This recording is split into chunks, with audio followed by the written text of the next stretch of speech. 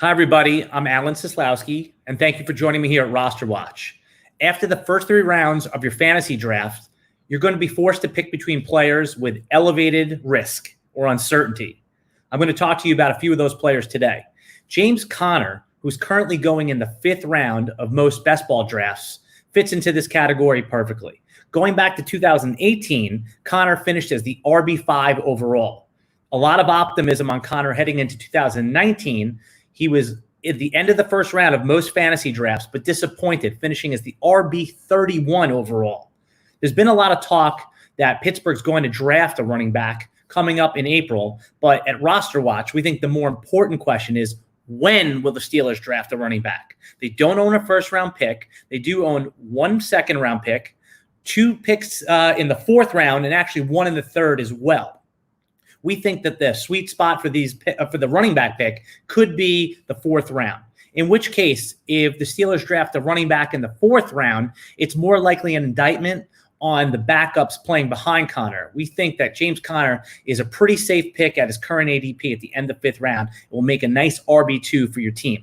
The second player I want to talk to you about is DJ Chark. And on my list here, it says that he is ADP 49, which is early 5th round. Chark has dropped about 13 spots, a round and a half, maybe a round and a quarter of value over the last 10 days. And at RosterWatch, we believe that could be a reaction to the Jags trading Nick Foles to the Chicago Bears.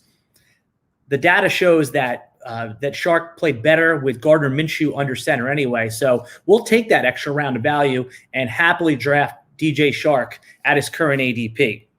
The last player I want to talk to you about is DeVante Parker. DeVante Parker is going around pick 66, middle of the 5th round. He's another good player that comes with some uncertainty. Now, the market may be reacting. He's dropped 10 spots or so over the last 2 weeks, and maybe they're waking up to the fact that Parker's going to see competition with Albert Wilson coming back and Preston Williams, but we just think it's a market correction. He was likely being overdrafted at his early 4th round ADP, and now that he's at the end of the 5th round, that's probably a little bit more palatable. DeVante Parker makes it for a great wide receiver 3 with upside, but based on roster construction, it might be really difficult to get him anything less than your wide receiver 2. If you want to build a strong wide receiver core and have Parker as your wide receiver 3, we recommend foregoing early running back and looking at RB3s right around the 6th round of Kerryon Johnson, David Montgomery, and Kareem Hunt. That's another way to build a winning roster. All right, everybody, that's it for today. Thanks for joining us, RosterWatch Nation. Remember to like and subscribe to get notifications when we go live. Talk to you soon.